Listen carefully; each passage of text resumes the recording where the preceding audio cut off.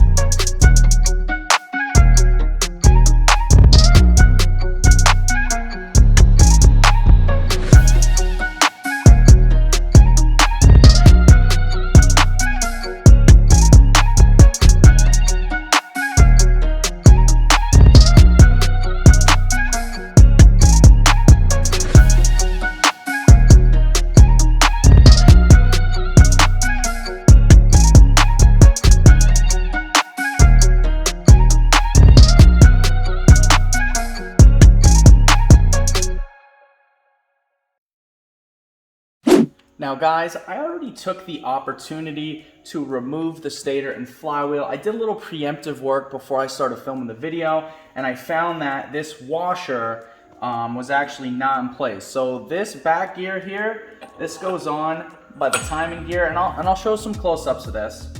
But this actually goes behind the stator here. It doesn't even sit on this shaft. And this goes on your one-way bearing like this. And then this little washer actually has to go behind this gear. And then if not, when this goes on, this gear has a ton of play in it when the stator's bolted down tight. So this washer prevents that play. So what was happening is, and let me get you guys a close-up view real quick. So guys, taking a look here, you can see there's no washer against the back of this timing gear. And, you know, I took the tensioner out. I actually did pop the cam out and remove the spring and pin from the OEM one and put it in the aftermarket one, and then rebolted, resealed everything up. Got that done off camera, so that way first start, we're ready to go, like official first start without the 2-second delay. But looking here on this gear in the stator, so no washer, looking at the gear, you can see a ton of wear on the edge of this gear. That was the noise we were hearing. Looking at the front edge of this gear, let me just pop this off of here real fast for you guys. Looking at the front edge of this gear, you can also see matching wear. So that tells me that the play from the washer was allowing this gear to back off a little bit, and then that way these would rub when we're running. So this washer, how critical is that for this washer to stop that from happening? So I found a local Yamaha dealer that had the washer in stock. I went and picked up 2 of them because you never know when you're gonna need another one. So guys, let's go ahead and get started. Putting the washer flywheel back on, getting this side of the engine tightened back down, all put back together, and then we'll finish completing the rest of the quad, and then we'll get this thing out for a first ride. All right guys, so let's start by getting the washer installed. We will get the keyway put back in. Get our back gear lined up.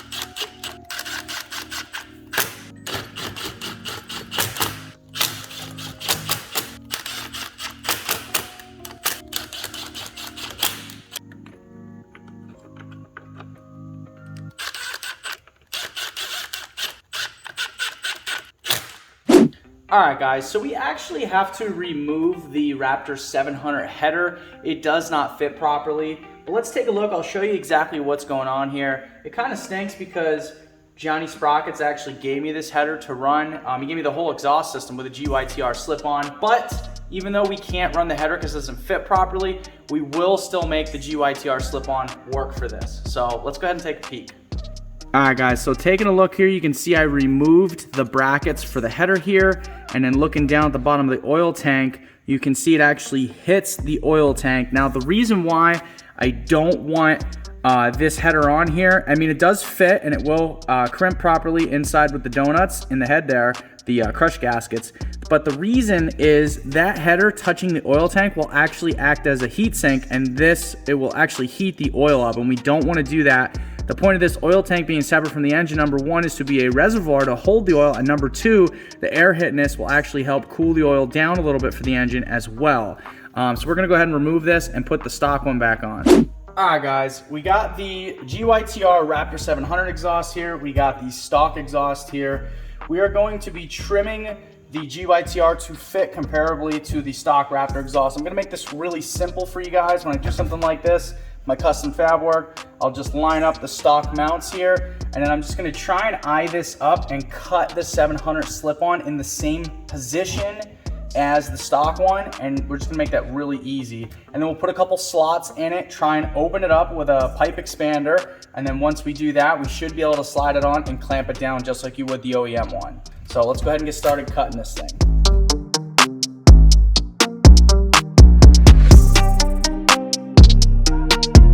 So as you guys can see here, I cut about, 8 slots in this thing to really help open this up. We'll take the clamp that came with it once we get it open, and then we'll slide her on. As you can see, that's very, very comparable to the stock one in position and length and everything. So hopefully that thing bolts up right, because we already cut it, so.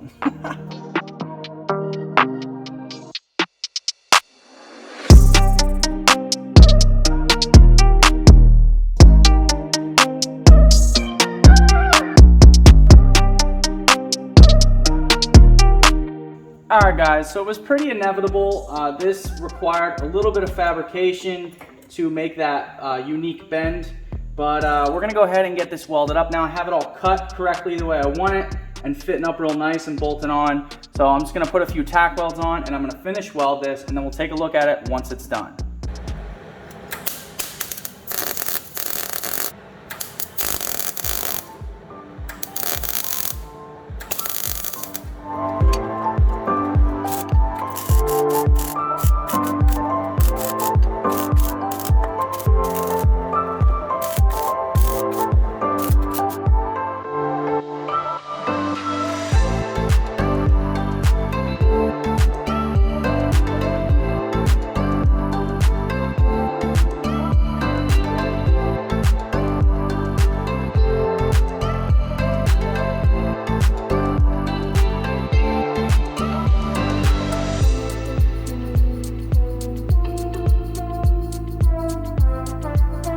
Alright guys, so one last thing before we go ahead and take this thing for a rip, throw the tank and plastics on. We have to fix the wiring on this Raptor, and as always, you guys know I love zippy ties and duct tape.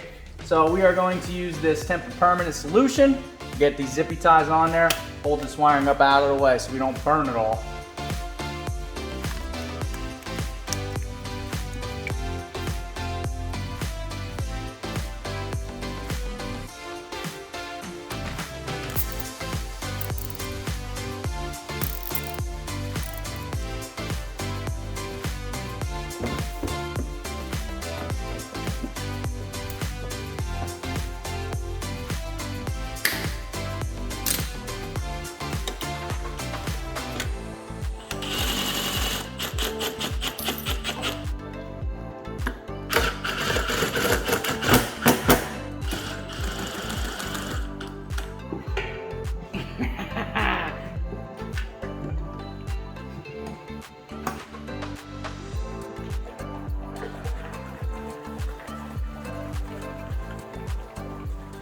Alright guys, before we throw the plastics on, let's fill this thing up with gas and let's give her a first start and see what she sounds like.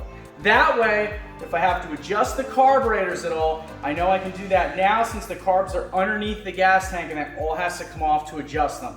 So let's go ahead and fire this thing up.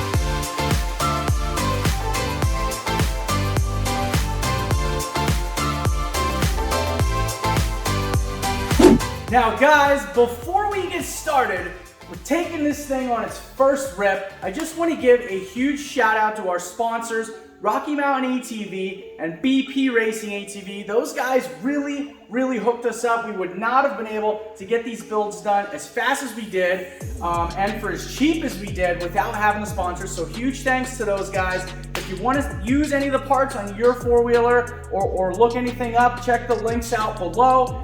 Really helps the channel out if you guys use the affiliate links below. It doesn't cost you guys anything at all to use them. Now, on to the good stuff. As you can see, I've got the GoPro set up, got a brand new helmet, ready for Indiana next week. If you guys didn't know, me and Michael Sabo are traveling almost a half a day to go down to Indiana to the Warrior meetup.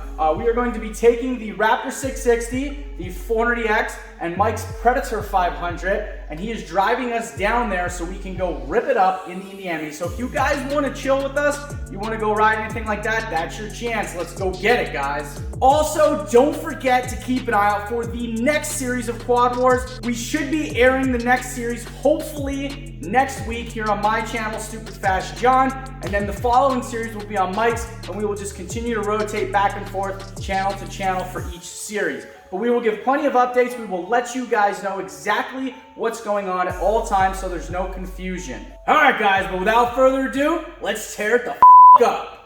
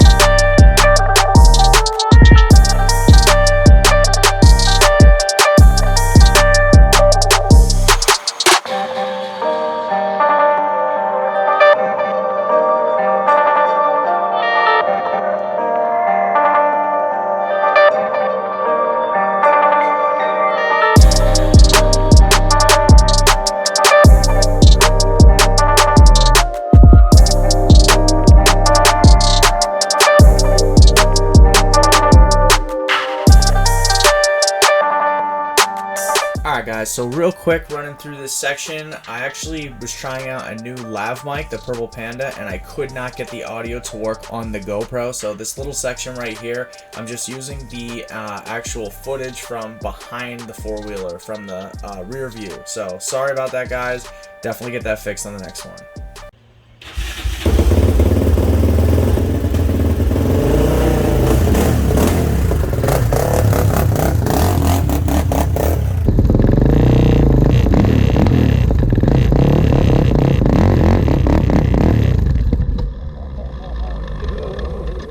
Oh my God.